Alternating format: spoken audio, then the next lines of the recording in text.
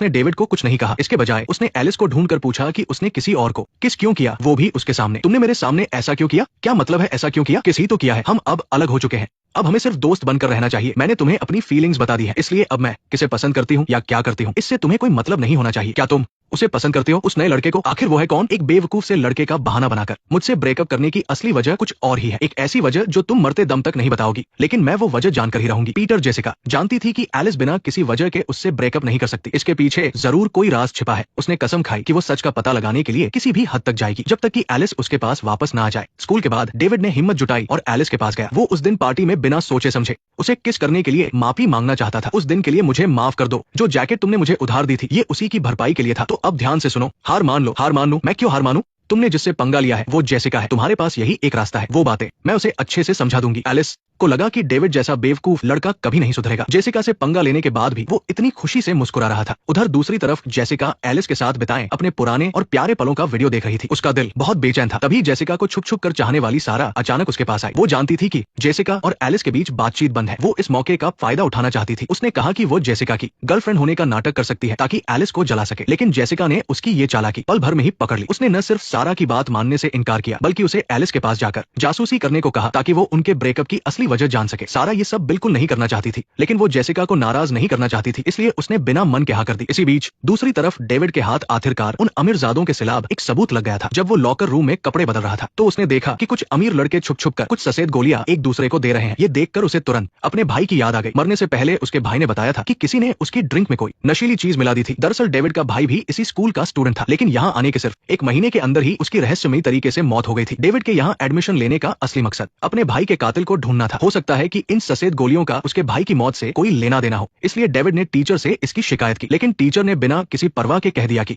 उसे किसी भी स्टूडेंट का लॉकर खोलने का अधिकार नहीं है। हार मानकर डेविड ने उन्हें याद दिलाया कि जब क्लास में उसे पीटा गया था तो टीचर ने सब देखकर भी अनदेखा कर दिया था। अगर उसने ये बात मीडिया को बता दी तो उनका करियर वही खत्म हो जाएगा। ये सुनकर टीचर को इस मामले की जांच करने के लिए मजबूर होना पड़ा, लेकिन किसी ने नहीं सोचा था कि ध्यान से देखने पर टीचर को पता चला कि ये सफेद गोलियां सिर्फ डिप्रेशन की दवा है, कोई गैर कानूनी नशा नहीं जैसा डेविड सोच रहा था। ये दवा डिप्रेशन के इलाज के लिए है। तुम एक आम स्कूल से आए हो इसलिए तुम्हें नहीं पता, लेकिन इन बच्चों को इन दवाइयों की जरूरत होती है। इन पर पढ़ाई का बहुत प्रेशर होता है। अगर यकीन नहीं है तो अस्पताल या पुलिस स्टेशन जाकर चेक कर लो। डेविड बहुत निराश था। उसके हाथ से इतना अच्छा मौका निकल गया था। उसने वो गोलियां ली और पुलिस स्टेशन जाकर उन्हें चेक करवाने का फैसला किया, लेकिन वहां अचानक उसकी मुलाकात फिर से एलिस से हो गई। एलिस का हॉस्टल भी पुलिस स्टेशन के रास्ते में ही था, इसलिए वो भी डेविड के साथ उसी गाड़ी में बैठ गई। वो दोनों अभी थोड़ी दूर ही गए थे कि अचानक तेज बारिश होने लगी। पूरी तरह से भीगने के कारण डेविड को थोड़ी देर के लिए एलिस के हॉस्टल में रुकना पड़ा। ये सब कुछ वहां से गुजर रहे एक टीचर ने देख लिया। एक लड़के और लड़की को अकेले कमरे में देखकर कोई भी गलत समझ सकता था। जैसे ही डेविड एलिस के करीब गया, उसका हाथ अचानक